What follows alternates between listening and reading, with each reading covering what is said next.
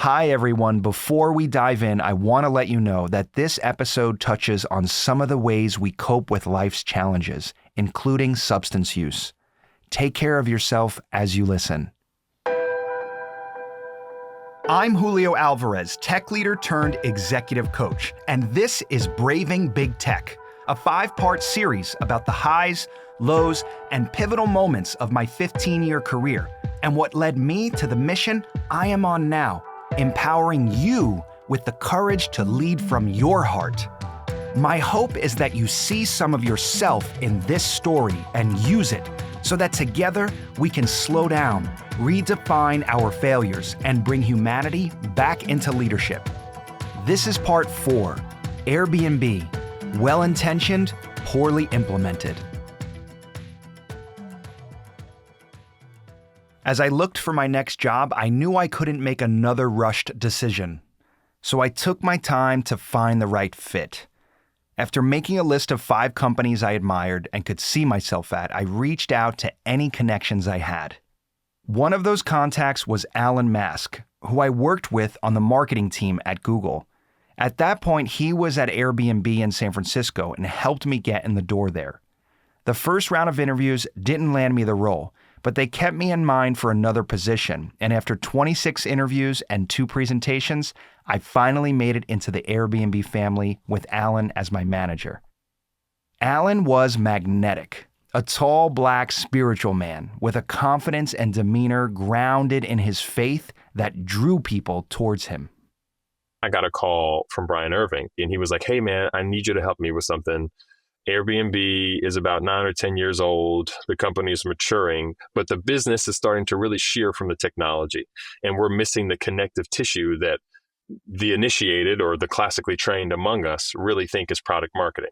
Now, the OGs and kind of like the first guard from Airbnb were like, "No, we've always figured this business out. We'll figure it out." So there was a bit of a debate as to what was missing and whether or not this was it. So Brian called me to come in as a bit of an experiment. It was a pretty harsh opening, not from him, but from the organization. "You'll never get budget. You'll never get a team. We're not sure this role is important. This is an experiment. We're just seeing if it works, and you're the guy to test it." Okay, so you're in this role at Airbnb, this thing is testing, and then at some point it starts to grow such that you now need to build the team. Yeah, so when I first got in, there were a lot of people that were really skeptical of the role because for every PM you had at Airbnb that had been there since the very beginning, you had a PM from Facebook or a PM from Uber or a PM from Lyft. And again, like those folks I'll consider classically trained. And I don't mean that in the pejorative sense, or I don't mean that, as disparaging, for the folks that don't come from those backgrounds, but there were definitely 2 cultures. It was a tale of 2 cultures at the product level.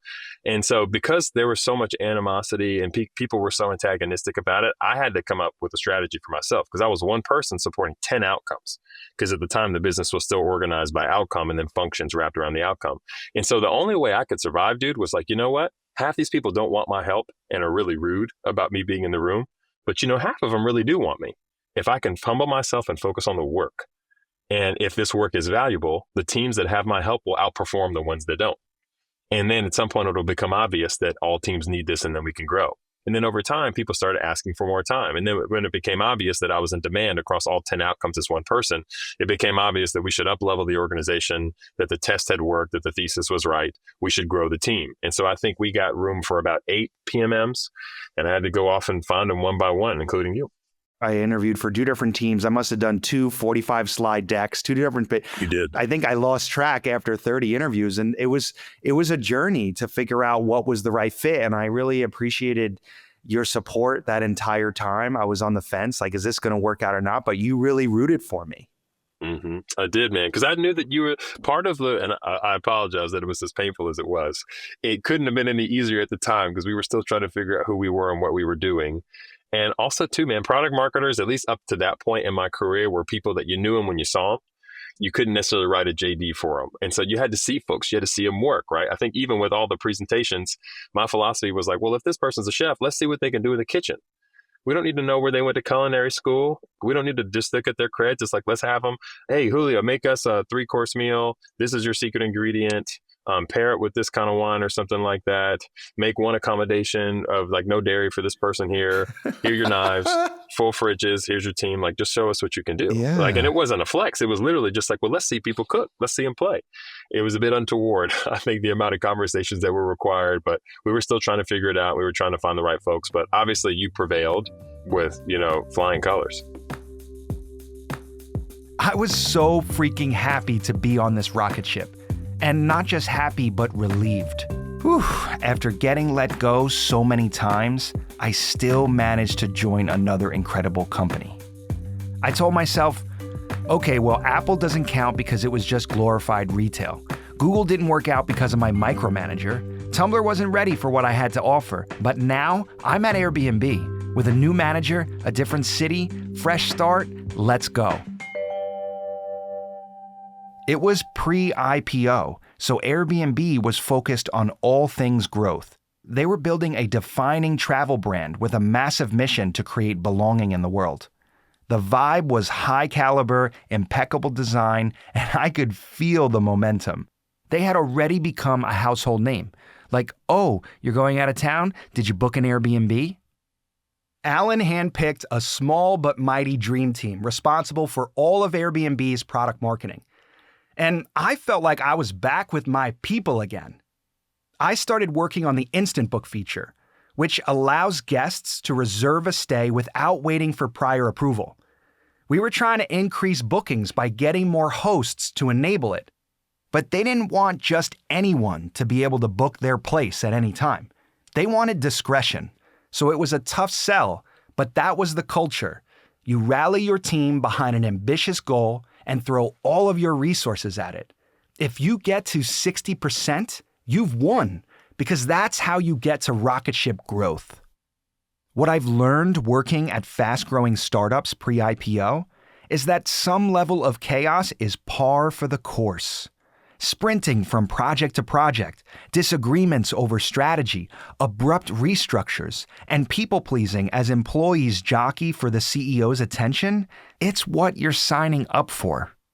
I remember Brian would not start meetings until you were in the room. There are people who would say, we're not beginning this meeting until Alan is in the room. Yes. People felt like they could actually collaborate. They could actually get things done. We could create alignment. We move forward as opposed to sit in the swirl of it all. Mm-hmm. And that's a real gift. That is an art. For sure. It definitely is, and I'm humbled by that. The other stuff, there's a dark side to that, which is I think one of the biggest career lessons I've learned is when I left Airbnb, I was too much of a linchpin in terms of so much that was going on, and I didn't have, I think, the professional or the emotional maturity at the time to really understand that. And so I think I'm a very different leader on the other side of that experience. I don't say that I was a bad leader then, but because we're always growing, because your best music's always ahead of you. Not being able to start the meeting until I get there, as flattering as that is and as awesome as that is, and as much as that speaks to whatever kind of value that I'm adding, like on a tactical level, it doesn't scale. And on a spiritual level, it's not empowering. And so even though it worked there for a time, I think what I've learned from it on the other side is that that's actually not the badge of honor. That's actually not the thing to celebrate. The thing to celebrate is being able to have your team do fantastic work that you haven't seen. And a lot of people just can't get comfortable with that. I'm practicing that now. And they can't get comfortable with that because? I think it's ego. I think it's ego. I think it's pride, and I think it's fear. Ego, pride, and fear. We all know how easy it is to lead from this place because it's normalized and often rewarded. I sure have gotten stuck there. But we also know that this isn't sustainable or truly effective. Sure, there might be some short-term gains, but trust and psychological safety are not possible when the team can feel the energy of an ulterior motive and bad intent. A few months into the job, just as we were finding our rhythm, we got a new manager. Let's call him James. Amidst the uncertainty of an unexpected reorg, James saw this as a chance to assume responsibility for the team. The classic corporate land grab. And I gotta tell you, James was the complete opposite of Alan. It was a struggle. I had never worked for someone who was so disorganized, spontaneous in the way that there was really little thought put into things. And it was such a different approach from how I do things, right? I'm more of a measure twice, cut once kind of person. If you're going to do things right, like do it right. The little things that you do really reflect on your character and how you approach things. So I remember one of our one-on-ones when I was raising the concerns around, the way in which he was suggesting different things to me that I thought had made no strategic sense. He said that I am being histrionic. And I was like, what the hell? So, I had to Google it because I was like, that's not a word you hear often. What does that even mean? It's a word rooted in the word hysteria, and it's such a gendered term. You would never say that to a man. You're saying that to a woman who's clearly laying out things that, would make more strategic sense. I think we all tried different approaches. Sometimes we just did things just because he recommended it and we were like, okay, let's just go with the flow. We tried talking to HR, our HR business partner, right? And seeing if there is a way in which we could take some sort of action through there. I remember we also talked to leaders from other organizations to see if we could change the reporting line. So we really tried everything.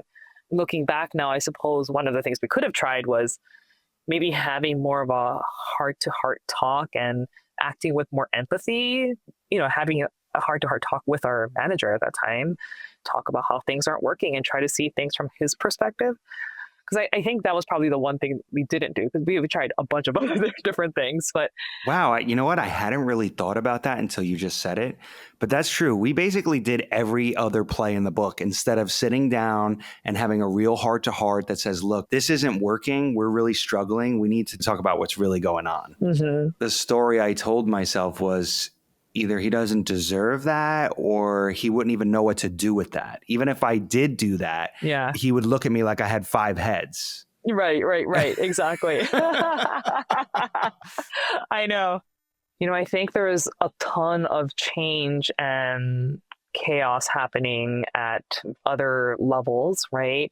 There were so many departures happening at that time. I think, the CMO had left at that time too. And we were in unsteady waters. So maybe we were perceived as kind of a squeaky wheel.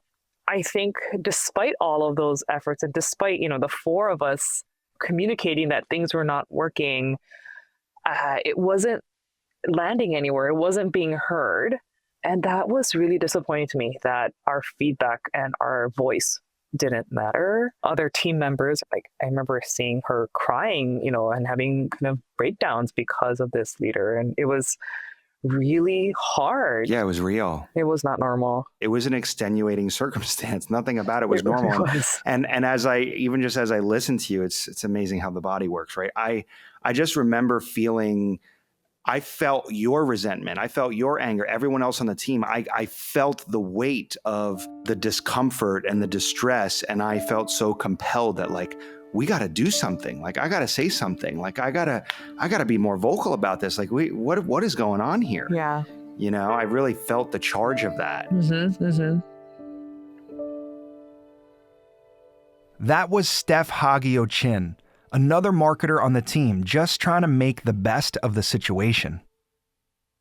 I wasn't going to let James get in the way of my success or damage the credibility of the team. So I doubled down on securing the strategic projects that would bring me closer to the leadership team, including CEO Brian Chesky. In preparation for Airbnb going public, Brian wanted a more premium product that would attract business travelers and wealthy families accustomed to staying in hotels. His thinking was, if guests knew that Host met a minimum quality bar, they would be more likely to book, making Airbnb more competitive with hotels. So after making progress on Instant Book, I was tapped to lead product marketing for Airbnb Plus, which we built over the next year. After that, I moved on to Airbnb Luxe, an even higher tier product built on top of a company we had acquired called Luxury Retreats. They were based in Montreal, so I traveled there monthly to support the integration into the Airbnb ecosystem. Bringing different teams together under one shared vision was a complicated and sometimes chaotic task. As I took on bigger roles and higher stakes projects, the pressure mounted. I wanted to honor the bigger mission, to do the right thing for our hosts and guests amidst all this hypergrowth. So I pushed hard to influence decisions, asked tough questions, made difficult calls, and fought for clear strategies that would get us all swimming in the same direction. But I felt like I was spinning my wheels because I was trying to control outcomes that weren't always in my control, trying to make everything more perfect. At some point, I went into victim mode, where everyone else became the problem. I started venting about the people I disagreed with instead of talking to them. Coming to the table with a whole lot of problems, but not so many solutions.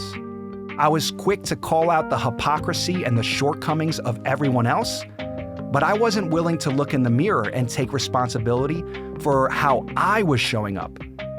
Well-intentioned, poorly implemented. You know the pattern by now.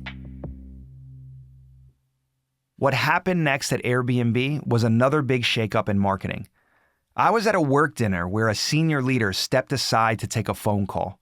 And I could feel that something was up because when he got back, his energy shifted. The next morning, what do you know? There was an email and all hands, and just like that, he was out. I was pissed that we were losing good people that were in my corner, and the protector in me came out again. I remember saying, look, I don't care if I go down with the plane. I might as well push as hard as I can while I can. And despite Alan telling me, hey, careful not to fly too close to the sun, I too got burnt. The higher I climbed, the more I needed the tools to weather these storms and emotionally regulate, but I didn't have them. And so I started to self-sabotage again. To survive the intensity of this environment, I began abusing my ADHD medication, taking more than I needed. I thought it would help, but it just turned me into a pain-in-the-ass efficiency robot. I was caught in this unhealthy and abusive cycle. When things got too overwhelming, I'd pop a pill, hit the gym, and power through my tasks. Late nights, early mornings, work hard, play hard, boom, rinse and repeat. And I was still on Grindr all the time. At this point, I was hooking up almost every day after work, often multiple times on weekends. The truth is, it was my primary way of trying to regulate my emotions, keeping me distracted and feeling less alone. I became addicted to that validation. At least I'm enough for this hot guy to want me. I thought the fix was more. More work, more drugs, more partying, more sex, more food, more of anything that would help me take the edge off and avoid the present moment.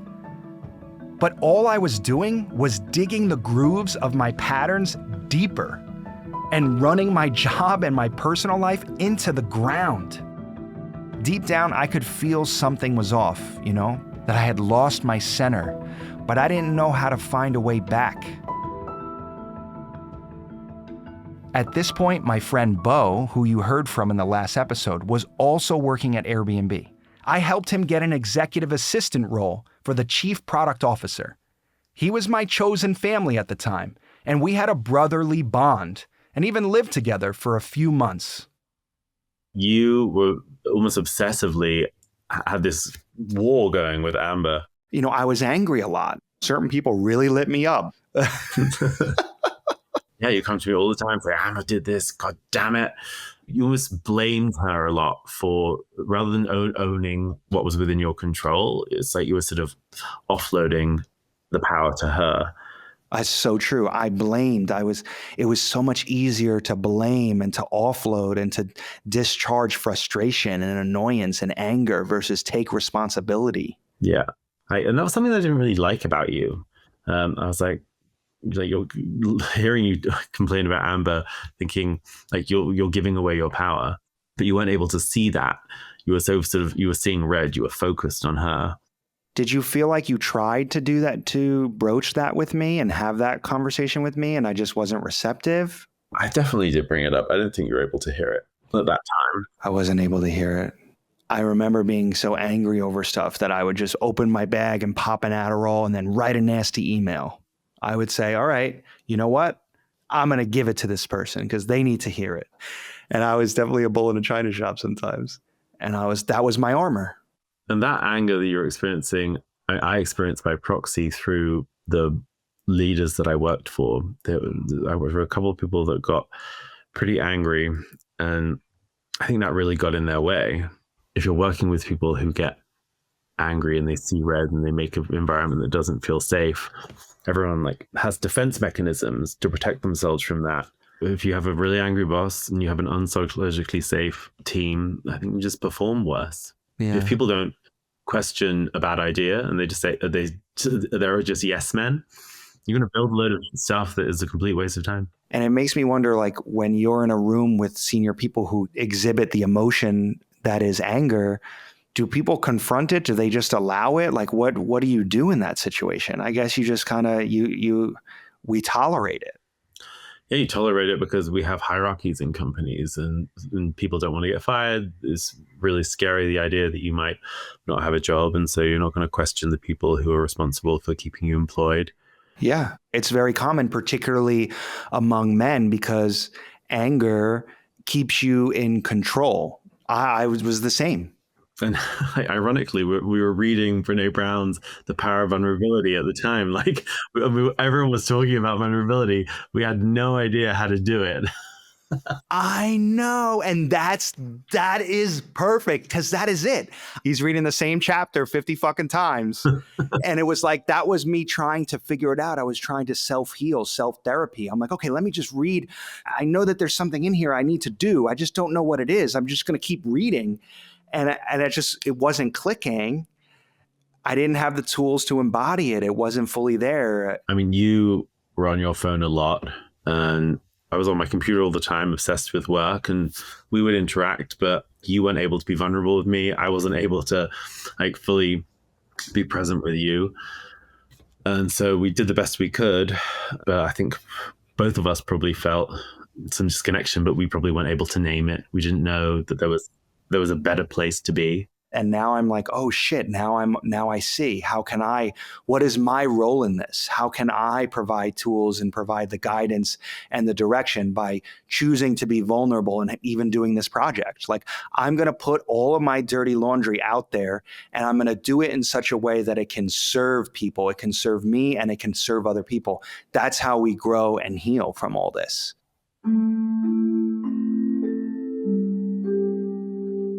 Right before a major product launch, I saw a calendar invite for Monday at 9 a.m. I figured my manager just wanted to brief me on the week ahead. But I walked in, badge clipped to my pocket, laptop in my hand, to be surprised by HR already in the room. And on the table was a manila envelope. That fucking manila envelope. My heart shattered into a million pieces. My body in that moment was stiff as a board, and I was in total shock. It was happening again.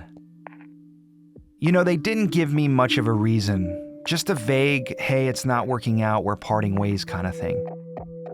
I walked out of 888 Brandon Street with my head down, praying no one saw me. I was suffocated by shame, helplessness, and a crushing loneliness. Shut out again from a job I poured my heart into and a place where I spent 60-hour weeks. Based on the curious messages I got from coworkers, it was clear that the team wasn't told much about my departure. This time, though, I was too frustrated to keep it a secret, so I confided in a few people, including Steph. When I first heard the news about, you getting let go, I was shocked. I thought it was a really cruel joke at first. Yeah. Because I couldn't imagine anyone who was as positive, as hardworking, as empathetic as you getting let go. And it just made no sense. I remember every one of us was in shock at that point when you told the team about the news. And yeah, I think, going from disbelief to then thinking this is just absolutely unjust. I remember we tried springing into action, and we were like, holy crap, this is unreal. This seems really unethical too. Let's connect you to an employment lawyer. I remember I had connected you with a friend of mine who's in that space and Yep. trying to see if there was any legal recourse to not undo this, but at least get something out of it, you know? We try to make sense of it and take some action. Yeah. Yeah, I remember that. And I just remember being after that conversation with an attorney, just being like, wow, my heart was just like, you just eject from this. Like, your rejection is your protection. Like, if this isn't meant to be, if this isn't working out, like, cut ties. I mean, it's easier to say now at the time, but at the time it was like really hard. It was like, Yeah. this is happening again. And it was a total surprise. It came out of complete left field for me. Yeah. And I was so like dumbfounded by it. I just like didn't know what to do.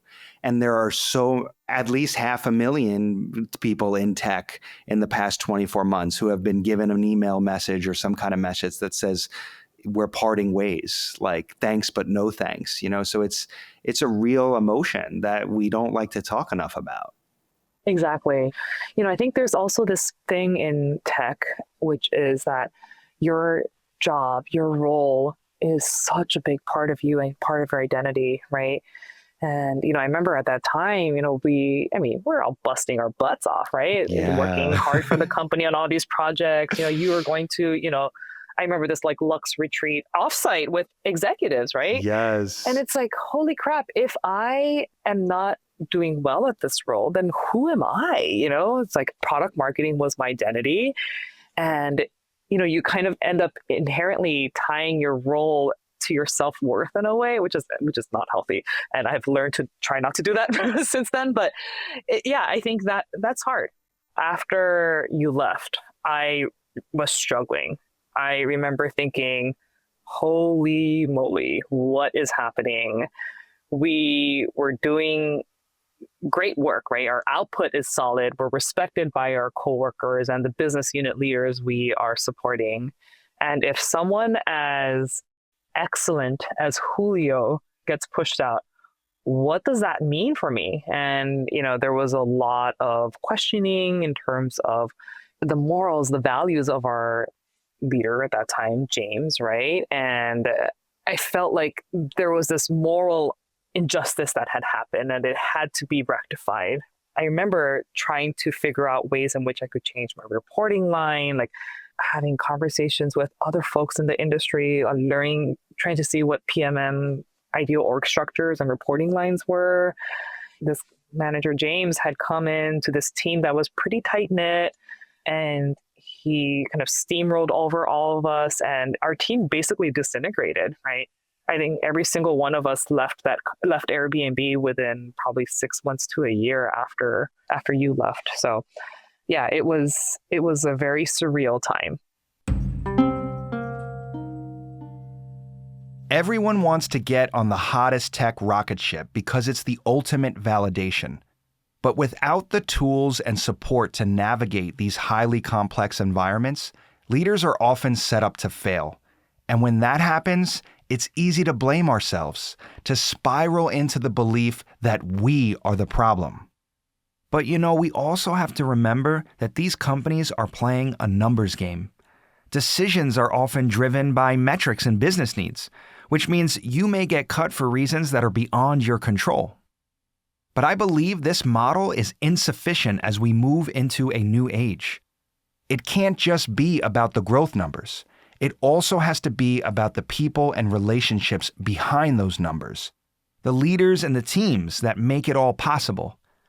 Organizations, I believe, have a responsibility to set employees up for success, to invest in their growth and development in the same way that they invest in their products. In tech, we try so hard to engineer vulnerability out of the system. We really do. But here's the truth. You can't. You can't when it comes to leadership. We're dealing with human beings here. You either do vulnerability or vulnerability does you. I did award-winning, career-defining work at Airbnb. I sat in rooms learning from iconic leaders, growing the brand, launching products, and driving the bottom line to IPO. But I also got caught up in the crossfire of company politics, and I didn't know how to stay calm and considered through the turbulent parts.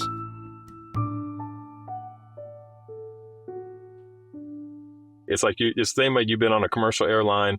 You might be in some turbulence. Sometimes they'll climb to get above it. Sometimes they'll dive to get below it. But you have to find a way to get around it. And the way I get around it are two of many things, but two come to mind.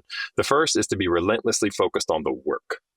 You've heard things like separate issues from people, focus on the work itself. The other piece would be to make things that are subjective, objective.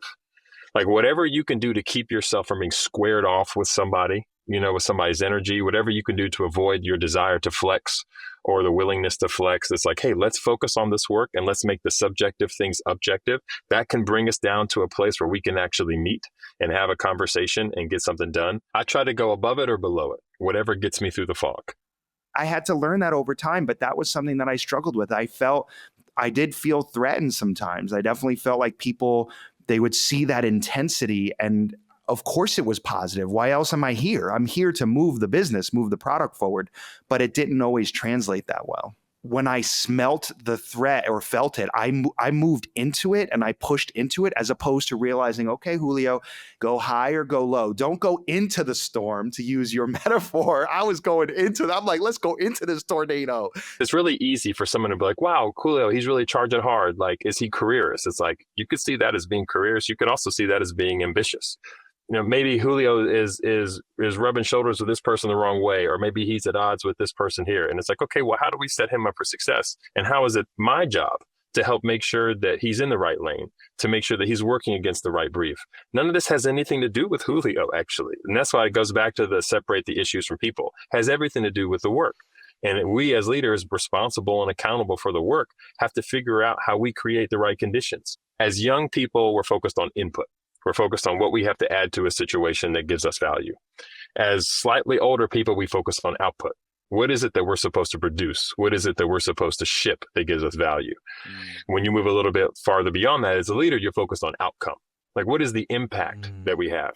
But really, dude, the Jedi level of this is conditions. How can you create the conditions for great work to happen, for outcome to connect to output, to then connect to input? That's what we should be focused on. And so somebody saying, oh, Julio's doing this over here, or isn't Julio this? Like, that's all the wrong conversation. It's like, what is your job to make sure that you can take the resource that is Julio and get as much of that out of him as possible, because that's ultimately what he's here for.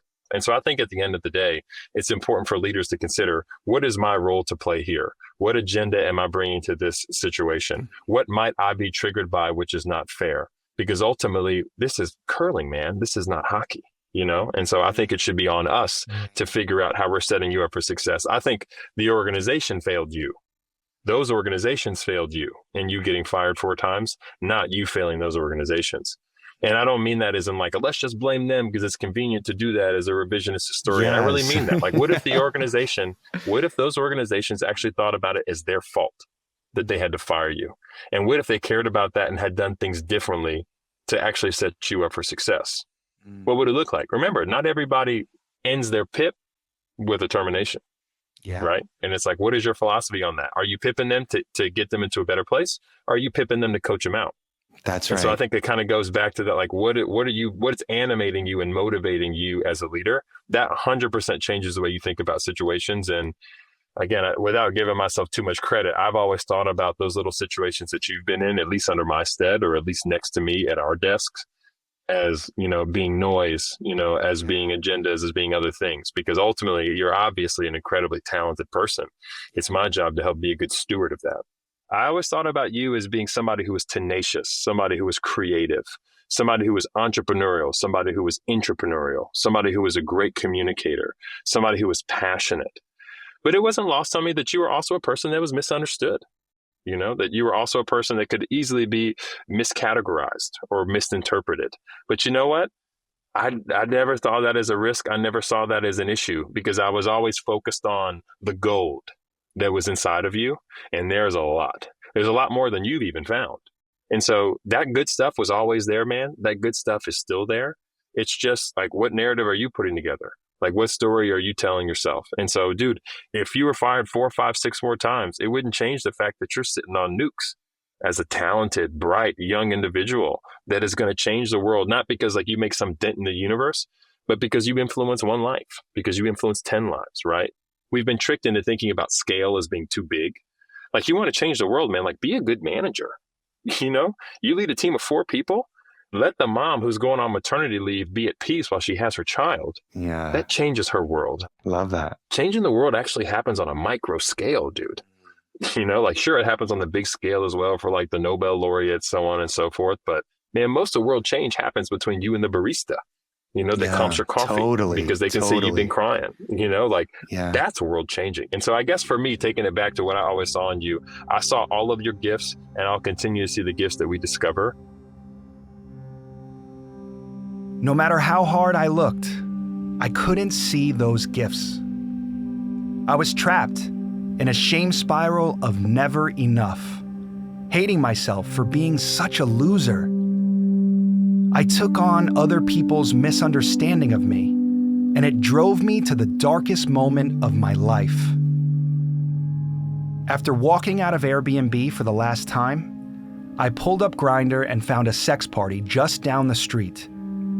The truth is, these parties are happening all the time, filled with people who are looking for a way out of shame, rejection, and failure, desperate to feel desired. And that was me too. It was a Monday morning, which meant the party had been going all weekend.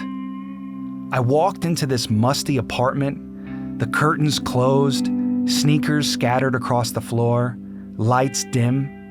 A small group of guys were hanging around, waiting for their next piece of meat. And there I was. As I settled in, the party host noticed how uneasy I was. So he offered me something sure to take the pain away. I hesitated, knowing it was risky, but he said, "Don't worry, I know what I'm doing. I'm a nurse." I figured, what could be worse than what I've just been through? I can't even manage to keep a fucking job. Just give it to me. I deserve it. Within seconds, I started to sweat and became weak at the knees. My breathing became heavy as my eyes rolled back and everything went completely white. I thought that was the end. But just before I regained consciousness, I felt a loving presence, a quiet but assured voice amidst the whiteness that said, "No, not yet. And this, it ends today."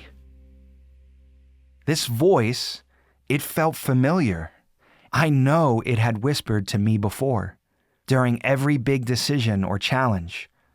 I heard it when I stepped out of integrity or reacted poorly in moments of regret. But I overrode it more often than not. Before this night, I never considered myself a spiritual person. When people talked about seeing God or hearing voices or were saved, it sounded like crazy talk to me. But I have to tell you, this message was too loud and too clear to ignore. I woke up from that moment startled. Did I just almost overdose? Talk about a wake-up call. I made my way back home, and I knew something had to change. Back at my apartment, I flushed whatever drugs I had left down the toilet, and I just sat in the shower crying. What was that? As I got still, I felt that same presence from my heart return. Gently but knowingly, it said, "Reach out and ask for help." So I did. I called a mentor from Airbnb, the boss that brought me onto the Plus and Luxe projects, and we had an honest conversation. He gave me the feedback and tough love I needed. "You are well-intentioned but poorly misunderstood." He said he knew I was trying so hard to do the right thing, but it was the way I went about it that often caused others to misinterpret my intentions.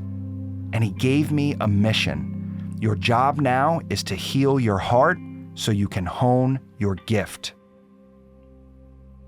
He also told me to watch The Oprah Show, of all things. At first I laughed, but he explained, "She will connect you with the lessons of opening your heart, improving your relationship with yourself, and strengthening how you communicate with others. And I believed him, so I went and watched all 4,563 episodes of The Oprah Winfrey Show that I could find. I'm not kidding. And I learned a lot. Finally, he recommended that I attend the Hoffman Process, a week-long personal growth retreat. He asked, when was the last time you invested in yourself? And I'm not talking about a vacation or a nice jacket. I was resistant at first, out of a job, in scarcity mode, and I didn't want to spend any money. But he urged me, hey, it's not just about money in the bank. You've got to spend some of it on you for the purposes of your own spiritual growth. For the first time, I was willing to surrender to a faith and a force greater than myself. What other option did I have? I wasn't about to jump into another job. Not this time. I knew something had to change. So I booked my spot at Hoffman, not really knowing what I was getting into. I had a month before the retreat started, and I gotta tell you, I was afraid of what might happen if I stayed home alone. So I booked a ticket to London. When I arrived, I posted a selfie on Instagram, looking for friends to hang out with. And let's be honest, maybe some cute British boys too. I put on a brave smile, but underneath, I was shook by what I had just been through. That week, I'd almost overdosed. It hurt to even admit that for such a long time, but I found that the more I acknowledged it, the less power it had over me. It started snowing, literally the biggest snowstorm London had seen in a decade. So I posted a photo of an empty train car, and what do you know, a cute guy from Wales replied with a selfie. I immediately thought, who is this cutie messaging me? I remember being at a friend's birthday party, and it's a good 20-minute walk from the center of Bristol to the train station. So I sort of get my phone out, go on Instagram and look at a story from you. And I thought, I've been following this guy for a while, and he probably doesn't remember me, but I'm going to just say hi. I had the confidence after a night out drinking. So I say, you probably don't remember me, but I'm John, and do you want to get coffee tomorrow? And you said, sure. Probably the easiest coffee date you'd ever been offered. And I remember thinking like, wow, like, who the hell is this who's messaging me? And this was easy. I don't think you were quite aware that I was living in Wales, which is a 2-hour train ride on a good day. And I get on the train in the morning, and the announcements are that there's a terrible snowstorm happening. And as soon as the train moves out of the station, they say, well, we're going to terminate the service, and best bet is you should probably go home. As I just get off this one train, another train is literally pulling in. The driver, I'll never forget, beeps his horn to say, all right, come on, if you're going to get on, get on. The train rolls into Reading, and they say it's terminating here. We're not going to go any further. And another train is pulling in on the opposite platform. You couldn't make this up. And it turns out that that's the first train of the day to get into London Paddington, I understand. And we roll in only about half an hour after I had originally planned to arrive at Paddington. There you were, big Canada Goose jacket, I remember. Yeah. And I held out my hand to shake your hand, which is my typical method of greeting people. But you said no and gave me a big hug, which I thought was nice and different. There's not many people that I meet for the first time, and that's their first thing, is to give a really like warm embrace like that. So that was sort of shocking in a good way. It was very, you can imagine it's like this sort of reserved Brit meeting this energetic guy. Yes. And you were very friendly and very American and lively, and I guess you could say I was pretty intrigued, wanted to get to know you, wanted to understand you more, and we set off to get breakfast, if I remember correctly. And then, because of the snow, the beast from the east, yes, all of the trains shut down. Everything shut down. Yes. So we were supposed to hang out for a few hours, I think was what you didn't tell me that, but you would sort of mentally book me in for a few hours, which is fine because you had so many people to see. And we ended up hanging out almost all week. Yes, we did. As we sort of got to know each other on that trip, it became apparent that you were here on a vacation after you left Airbnb. It seemed to me that it wasn't the happiest of breakups from the company. And I think you said yourself you wanted to go and have a bit of a blowout trip. And one thing you weren't betting on was hanging out with just one guy pretty much the whole time. I think it was clear that you were maybe a bit lost, or you knew that you needed some kind of reset or some sort of like a shock to the system or a reckoning. You were talking about this retreat that you were going on, and I remember you talking about it almost nervously because you almost didn't know if it was going to change you forever. We were talking in terms of like, I don't know what I'm letting myself in for, and I could be a completely different person on the other side. Hoffman was such a bizarre experience that I almost left after the first day. I thought, writing, breathing, meditating, talking, how is this shit going to help me? Believe it or not, there was another Julio in our group, and he had already left. I thought, look, I cannot be the second Julio to give up. There's only 40 of us. That little sign was enough for me to stick it out. And thank God I did, because I gave myself the gift of slowing down enough to realize, wow, there really is something to all of this mindfulness inner work stuff. Hoffman was life-changing. It really was the beginning of my healing journey. Because for the first time, I was able to take a long, hard look at what had really happened to me. I saw the armor I had assembled as a kid to self-protect when things got tough. And I saw how it got heavy and harmful as I carried it with me into adulthood. It needed to come off, and for that to happen, I had to do the hard work of turning inward. I walked away from Hoffman with many lessons. The first is that your freedom is on the other side of forgiveness. The anger and resentment I held towards my parents was like a poison running through my veins. Stuck energy that needed to be cleared. I learned that I am not the patterns of behavior that I developed growing up, and that I could actually consciously choose another way to live. During that week, I began to forgive myself first, which allowed me to extend that grace and forgiveness to my parents. Part of that process was reconnecting with my dad. And you know what? He still uses criticism, wrapped in laughter, as a bid for connection. And yeah, it would have been nice to hear, hey, I love you and I'm sorry and I take responsibility for not being the father you needed. But he never learned how to do that, and I understand that now. I'm able to have compassion for the fact that he had his own struggles, his own wounds. I've been able to release the hostility I held onto for so long and accept him for who he is. And my mom? I gifted her a spot at Hoffman for her birthday one year. Since then, she's been willing to recognize and take responsibility for how her actions and behavior have impacted me. It's an ongoing journey, but we now have a shared language that we can use to heal our relationship, help us communicate better, set boundaries, and be more self-aware. Hoffman also introduced me to meditation. I had no idea that you could slow down and observe your thoughts. I mean, this blew my mind. I always thought I was my thoughts.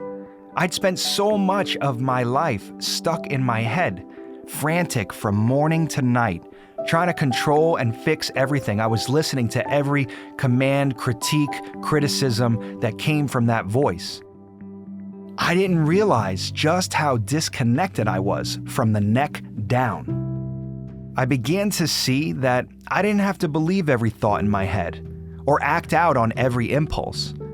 Instead, I could actually take a step back, notice my thoughts and emotions, and then consciously choose how I'm going to respond next.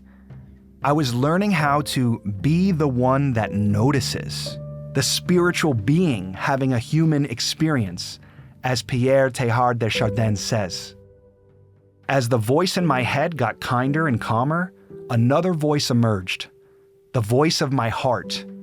And from that place, I was able to start cultivating self-love. It was a profound shift for someone who wouldn't have touched meditation with a 10-foot pole. Another big shift was that for the very first time, I began to trust a force greater than myself. The universe, divine intelligence, God, intuition, whatever you want to call it. That same quiet voice from my heart that rescued me on the darkest night of my life, it was still there. Always accessible if I just got still enough to listen. It felt like I had unlocked a superpower, a spiritual GPS, as Oprah calls it. This was the beginning of a new way forward for me, where I began to turn my wounds into wisdom, my pain into purpose, where I could actually start to lay down the armor so I could pick up my life. In the next and final episode, I'll share how I brought these new insights into my next role and how it unlocked the next chapter of my leadership journey. We were partnered with this auto manufacturer called Aptiv. They had a bunch of manufacturing in Wuhan. They came to us really early on and said, we have to shut down. And I remember the Lyft team, all of us just being like, man, these guys are so conservative. Like, what are they thinking? This is going to be fine. And I think 2 weeks later, our entire office shut down. So, famous last words.